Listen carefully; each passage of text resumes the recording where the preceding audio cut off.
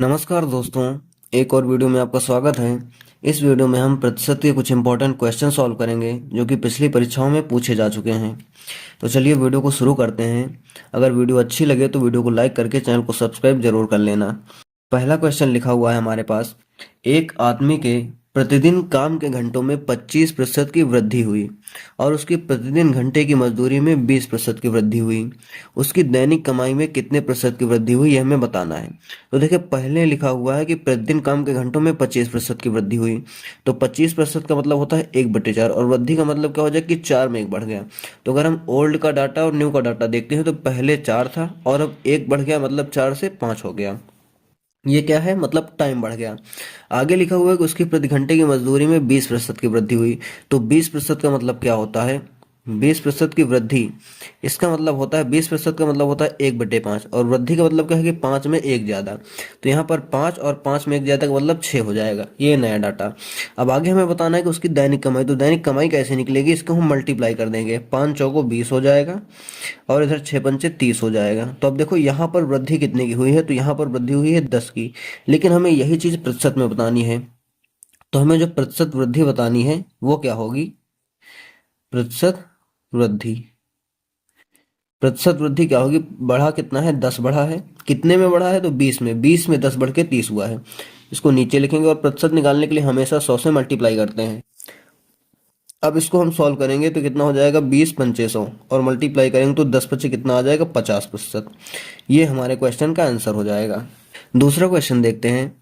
लिखा हुआ है, एक वस्तु की कीमत 10% कम हो जाती है लेकिन बिक्री 20% बढ़ जाती है, तो दैनिक बिक्री प्राप्तियों पर शुद्ध प्रभाव क्या है। अब देखो, यहाँ पर कीमत 10% कम हो जाती है। सबसे पहले हम उसका प्राइस देखेंगे। प्राइस अगर हम देखते हैं तो 10% कम का मतलब क्या होता है, 10% कम हो जाती है। तो देखो, 10% का मतलब होता है 1/10, और कम हो जाने का मतलब क्या होगा कि 10 में 1 कम हो जाएगा। तो पहले 10 थी और फिर कितनी हो गई, 10 से 9 हो गई। 1 कम का मतलब 10 से 9 हो जाएगी। आगे लिखा कि बिक्री जो है वो 20% बढ़ जाती है। बिक्री मतलब हो जाएगा कि नंबर ऑफ आर्टिकल, मतलब पहले जो है अगर 10 जो भी वस्तुएं थी, 10 वस्तुएं बिकती थी, अब जो है 10 से ज़्यादा बिकने लगी। तो ये नंबर ऑफ आर्टिकल हो जाएगा, नंबर ऑफ आर्टिकल। तो ये कितना है, कह रहे हैं कि 20% बढ़ जाती है। तो 20% बढ़ने का क्या मतलब होता है, 20% बढ़ने का मतलब, 20% का मतलब होता है 1/5, और बढ़ने का मतलब क्या हो जाएगा कि 5 में 1 बढ़ जाएगा। तो 5 में 1 बढ़ जाएगा, तो पहले से अगर 5 रहा होगा तो अब 6 हो जाएगा।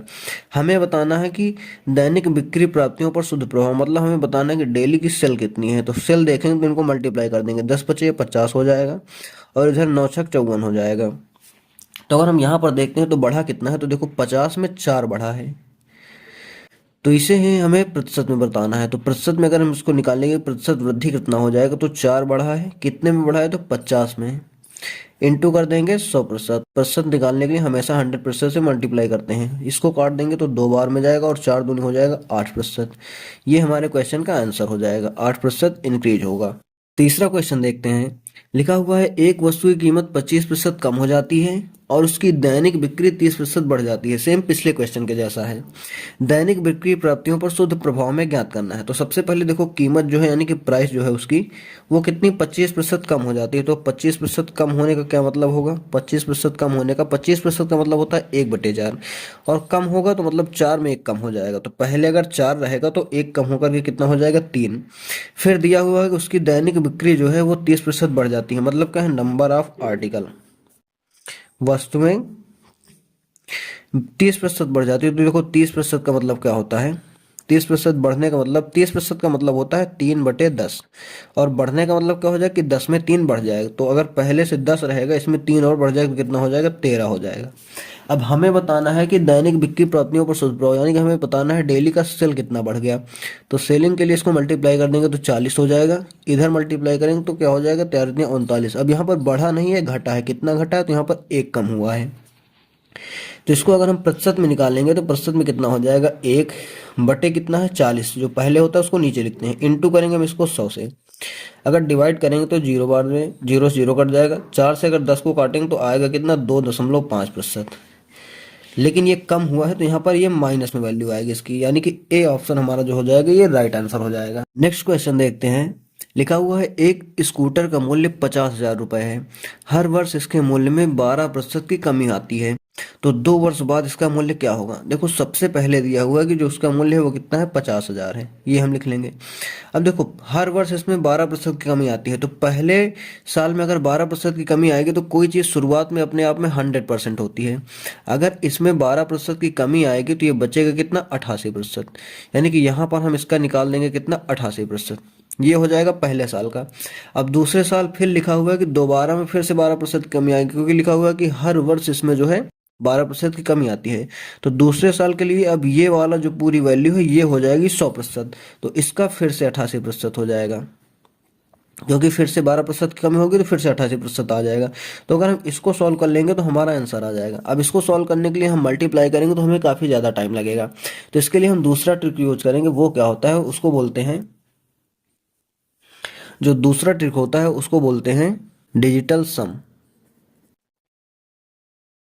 हम इसमें यूज करेंगे डिजिटल सम का, जिससे कि हमें बिना इतना लंबा कैलकुलेशन किए डायरेक्ट आंसर मिल जाएगा। कैसे करेंगे, डिजिटल सम का मतलब होता है कि जो नंबर्स होते हैं, जो डिजिट होते हैं, उनको हम ऐड कर लेते हैं और उसमें अगर 9 आ जाता है तो 9 की वैल्यू जो होती है वो 0 के बराबर होती है।